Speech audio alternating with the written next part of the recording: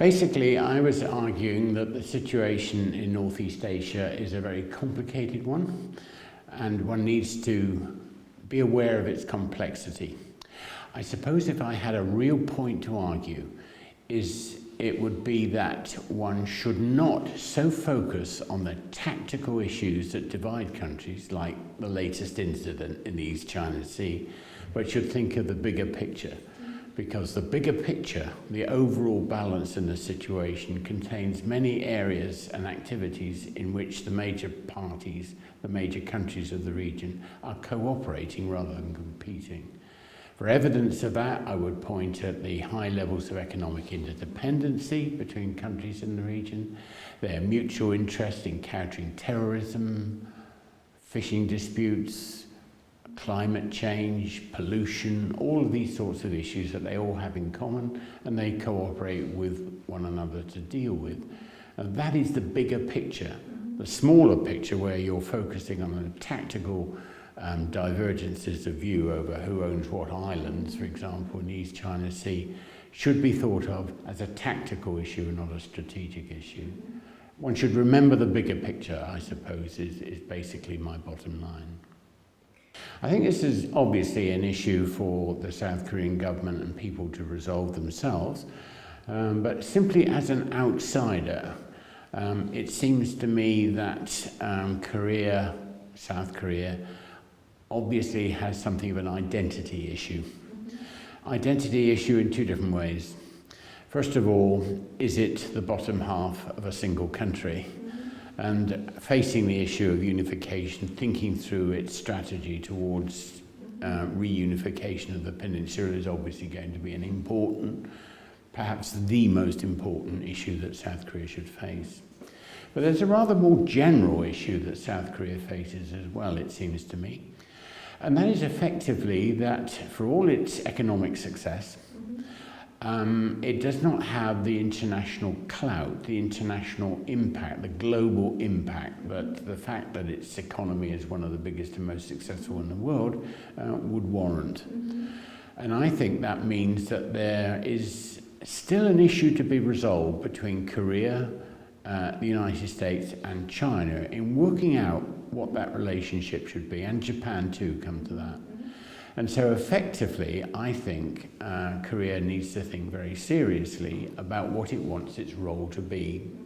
Is it going to be so preoccupied with the immediate security issue in the peninsula that it neglects its regional and global possibilities?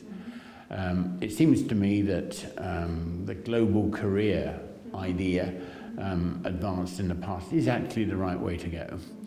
That of course it has to be concerned with its peninsular security, but there are wider issues, and that Korea deserves to be part of the debate, part of the conversation about what the resolution to those wider global issues should be. This is my first visit to Jeju Island. I've been very impressed by the island itself and the welcome and the efficiency of all aspects of the organisation of this conference, clearly. So I'll make that point first of all. Secondly, I think there's a very important aspect of international relations which is kind of driven by a momentum, kind of driven by the habits of cooperation, by institutional creations. They develop an identity of their own. I would point for an example of this to Singapore's investigation of the Shangri-La dialogue, which started in just the same way that the Jeju Island issues started, simply as an idea for an occasional gathering of high-level leaders. But it develops a momentum. It becomes part of the routine diplomatic business of countries coming together. And that's effectively something that not only reflects policy, it can actually have a way of driving policy, because I already know, for example, that Secretary Carter's speech at the Shangri-La dialogue has already been very, well, obviously it has now, but for a long time has been in constant preparation. And to get that preparation clear, people have had to think about issues, think about responses to issues, think about how other countries are going to respond to it. It acts, if you like, as a catalyst to foreign policy making. I think the Jeju Forum, partly because of its position, is an ideal alternative route to doing that sort of thing that's particularly relevant to Northeast Asia. There is inevitably a focus in the Shangri-La dialogue, whatever one might say about this, to Southeast Asia. And it seems to me that holding a similar occasion like this in Northeast Asia has a huge momentum, a huge potential behind it. So I think it's a very good idea, and I would encourage everybody to get engaged in it. I think there is an issue, though, of what the relationship between government and private interests should be. Generally speaking, I would argue, but there again, I'm old-fashioned anyway, that the more focused activity like this is, the greater the success. I do see a danger that the forum perspective, it will try and cover too much. And that, if it focused specifically on the security angle and the security maritime angle, shall we say, the military side of things, it will be much more familiar territory. I can understand the argument to spread the agenda for all sorts of reasons, not least because it involves outside interests, and that's commercially a good thing too, of course. But I do think there's a danger of weakening the message, and I think that's something the organisers should think about. Yes, there's this constant debate in international relations about whether talks should be bilateral or multilateral. Partly the arguments are about ease. It's actually easier just to have 2 parties or 3 parties or 4 parties engaged in a debate rather than everybody. If you have so many interests involved, you have problems in identifying the agenda, you have practical problems in organising the conference and all those sorts of issues. So I think there is an argument that says, in theory, multilateral is better, but there should be limits on just how multilateral it is, and that there is an advantage in focusing not just on the subject area, which is what I just suggested, but an advantage to some extent at any rate on focusing on the participants. And it seems to me that the obvious first priority of participants ought to be countries in Northeast Asia, China, Japan, Korea, particularly, others as necessary, but in order to make it multilateral, if you see what I mean. I wouldn't extend involvement in it much beyond local countries with a few outsiders to add interest.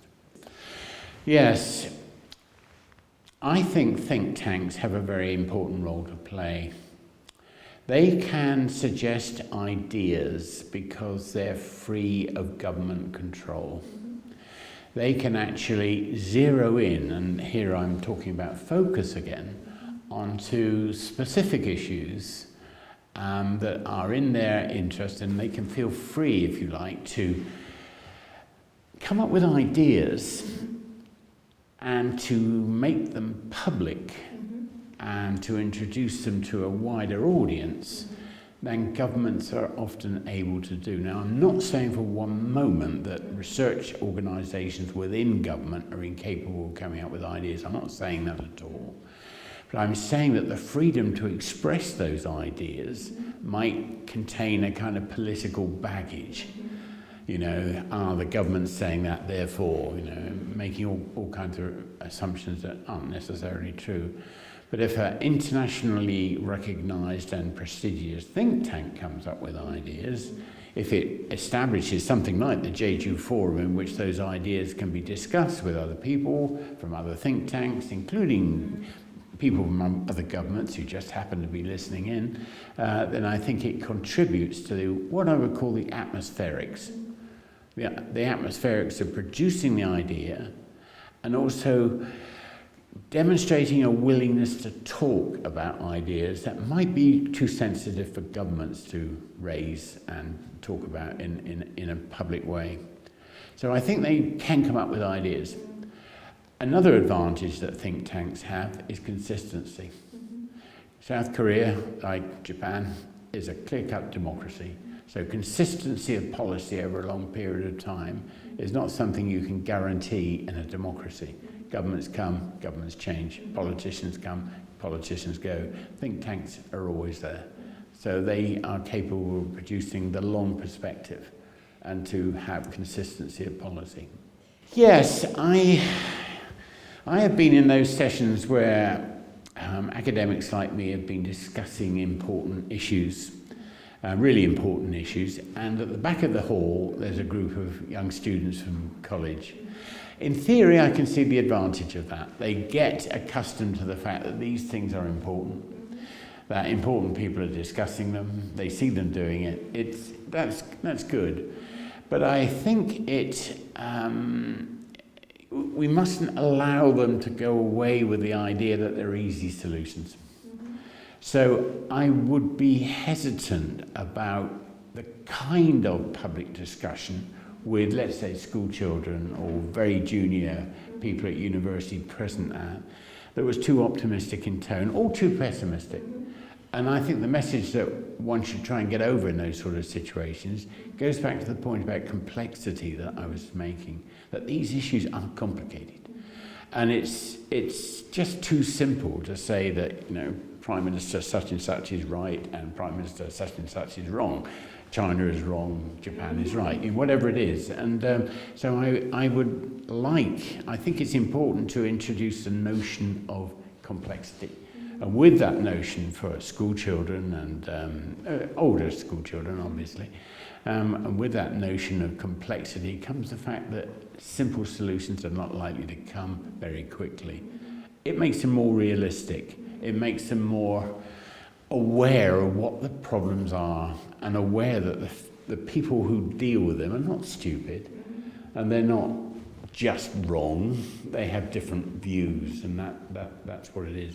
So if educating the public is important, which it is in a democracy inevitably, so that they make political decisions and when they vote for the right sort of reasons, I think the important thing to get over is that these are complicated issues. Well, basically, I suppose the obvious argument is that they should have come to the forum. And that it's a good thing, well worth supporting. It seems to me that there is a programme of visits that's attached to the conference, and I think that's an admirable idea.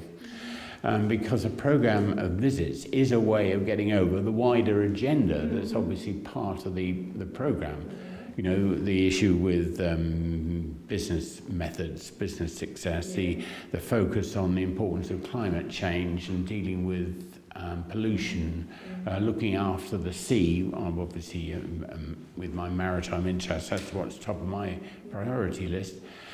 And sort of attending to the maritime environment, all those sorts of things, is something that could be got into the overall package by a visits program, that, if you like, that's aimed at doing that, showing that the strategic issues are part of a wider picture, which includes things like, dealing with maritime crime, climate change, pollution, all those sorts of things as well.